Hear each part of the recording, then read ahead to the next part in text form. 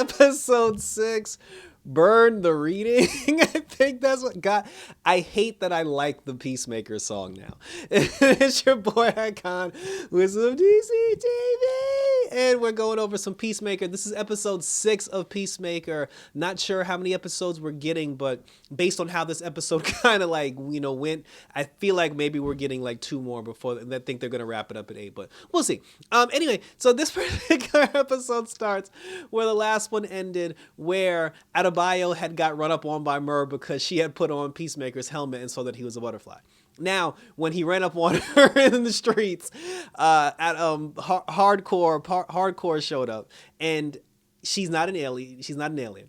I thought she was a butterfly. I thought, well, not so much as I thought she was a butterfly, but I knew something was up with her based on how she was acting, throughout the course of the last episode. But come to find out, she also knows that Murn is a butterfly. She even said that when he took that blast, I believe in episode 3, when the explosion happened and he got knocked 50 feet back, she said that she knew he was a butterfly then because she was like, there's no way in hell someone took a blast like that and came with no scratches or no scars or whatever. She said she confronted him about it, and he was just like, oh, he came clean and told her about the entire situation. They told, I believe the glasses dude, his name is John. They told him, but he doesn't want to hear it because he doesn't want to keep any more secrets from Waller based on what happened in the Suicide Squad. So, but they tell Adebayo, and they're just like, we got to keep this from Peacemaker, and like Waller doesn't know, and then now she feels some kind of way about it. But they're just like, we can't tell anybody because we got to keep the secret. But then Adebayo was just like, but don't you feel some kind of way because you took a man's life and like, you killed a guy. She was like, I don't even know who Murr used to be. And then he said that, the thing with his alien race, he said that they were on this planet. They were perfectly fine, just living normal lives. But then some of them decided that they wanted to take over. And then they started inhabiting human hosts. They started, like getting into humans' brains, killing humans, and Murr was trying to stop them. But in order to do that, he himself needed a human host, which is what made him take over Murn. And he said he chose Murn because Murn was like the worst possible human being that, that he could find. And it kind of reminds me of like Supergirl with Hank Henshaw with him and the Martian Manhunter.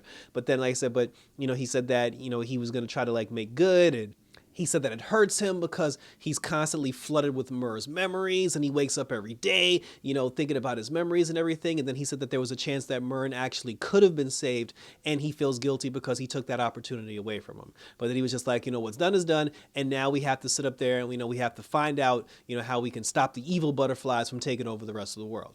Now, Miss Chong, I believe it is, Sophia Chong, the Asian cop, she got the warrant that she needed from her white uncle.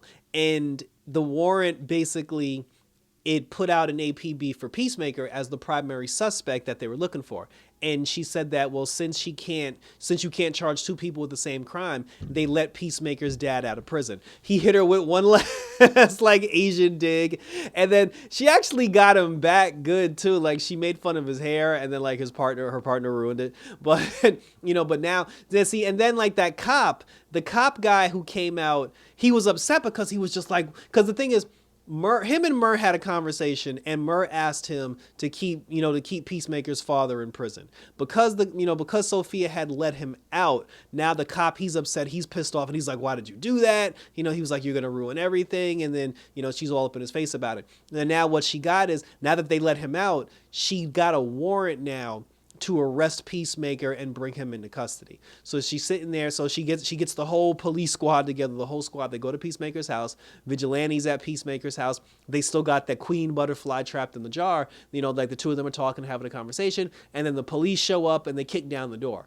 Before they kick down the door, Peacemaker, Vigilante, they escape through the roof along with Eagly and along with the butterfly that was in the jar, and then they go swinging through the trees to try to escape the police. The police surround the entire perimeter, and then eventually it was Detective Sophia who eventually found, Peacemaker and found Vigilante. Vigilante fell out of the tree that they were in, and he broke the glass jar. And when the glass jar broke, the butterfly Roth, I think that's what they were calling it, Roth, the butterfly that was in the glass jar, it flew into Sophia's mouth, and it ate her brain and consumed her. Now Sophia's dead. And that was actually very sad because, honestly, she didn't deserve that. Like as a character, her character didn't deserve that because she was actually trying to do the right thing. And I legitimately, because it's not like one of those things where the butterfly goes into you, takes over your brain, but if you kill the butterfly, then you can get your brain back. The butterfly actually eats its way into your brain and then starts controlling your body like a robot. So I'm like, she's gone. And that's actually very sad. Like I kind of feel bad about that.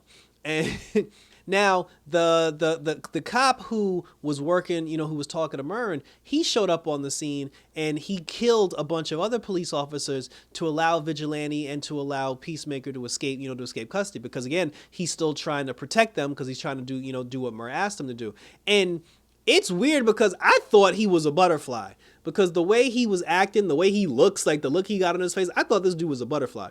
But apparently this cop is not a butterfly because what happened was now that Sophia, has been consumed by a butterfly, she called the rest of her butterfly brethren, brothers and sisters over to the police department.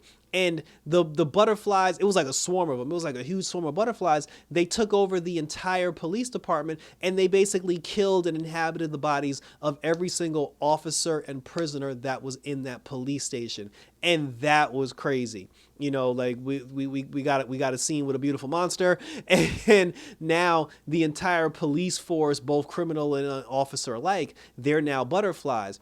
Peacemaker, him and Vigilante end up going back to Murn, to the secret hideout. They're talking to Murn and everybody, and then that's when Murn was just like, oh, we found out, how the butterflies are getting their source, how they're getting their nectar. There's apparently this magic cow, like, well, it's probably not a cow. It's probably like a big old bee or a big old honeycomb or something. They called it a cow, but they said that there's a cow that's out there producing the, the nectar, the honey that these butterflies eat.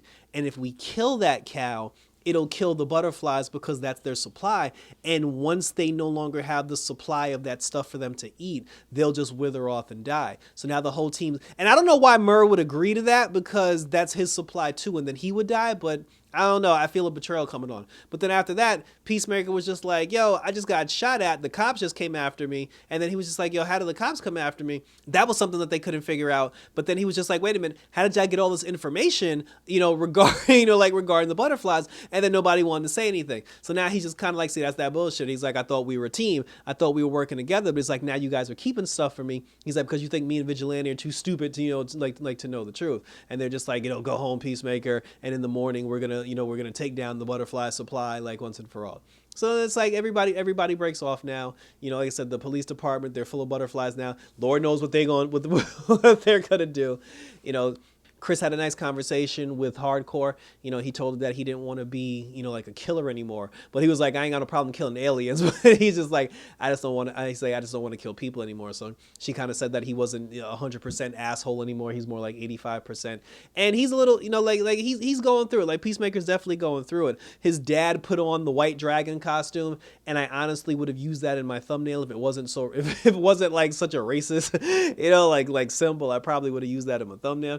And the white dragon is here because when he got out of prison, one of his boys asked him, he was like, what are you going to do? And then he said, I'm going to do the one thing I should have did a long time ago, which is kill my son. Earlier in the episode, the Indian guy that was mopping the floors, he came back because he invited Chris over to, to his niece's school so he could talk to the kids at the school. And that was actually pretty funny. That was pretty entertaining. And then in the end, I guess Adebayo in the previous episode, she did leave the diary in in Peacemaker's apartment trailer, and I guess Amanda Waller was the one that created some. I don't know, because Peacemaker had said in the episode he never wrote a diary, so somebody wrote that for him, and it might have been Amanda Waller. Amanda Waller probably created that thing and then told Adebayo to hide it in Peacemaker's trailer, because after the butterfly mission was over and Peacemaker helped Amanda Waller save the world from the butterflies, she probably planned on betraying him and then using that, that diary to set him up. But the butterflies were the ones who ended up getting their hands on, on the diary instead. And then the police officer, who I thought was a butterfly this entire time, who now actually is a butterfly, he read the diary, which said that it talked about the different targets, about, Peacemaker having to kill the senator, and about, the underlying evil doings of Amanda Waller and the team. And now that the entire police department, they're butterflies, and they know that Peacemaker's on their trail, they basically declared Peacemaker public enemy number one, and for everybody to kill him on sight. And that's pretty much how the episode ended, with Peacemaker looking shocked because now the entire city is coming to kill him. So that was it, and thank you for tuning in. So this is this got tense. This got intense very quickly. Like I said, this is episode 6, so the next one is episode 7. I mean, I officially, I don't know how many episodes we're getting, but Peacemaker's going to be on the run now, and I mean, it's going to be him and the rest of the group. So I mean, I feel like Murn is going to betray them at some point, but we'll definitely see what happens, because there's a lot of moving parts that's going on here, because his dad still plays a part in it too, and I feel like in the end, his dad's going to be the one to actually really kill the butterflies by accidentally trying to kill his son, and then he's going to end up in prison at, like by the end of the series anyway. But that's it. But we'll see. Share your thoughts below. Hit me up on Twitter and Instagram. Let me know what you think about Peacemaker so far. Let me know what you think about this episode. Like the whole thing with the beautiful monster, why they killed so many. A lot of people are dying on this show, ladies and gentlemen. This show does have its overly dramatic, comedic, silly moments, but when this show gets serious, and when this show takes this shit seriously, it is really, really, really good, and I'm actually enjoying it. So like I said, hit me up on my YouTube channel. Subscribe to my YouTube channel if you haven't already. Click that notification bell so you'll get notified when my other videos pop up, because we're doing Batwoman, we're doing Legends of Tomorrow, we're doing Naomi, we're doing Superman and Lois, and like I said, as always, until it's over, we got Peacemaker. So thanks for tuning in, everybody.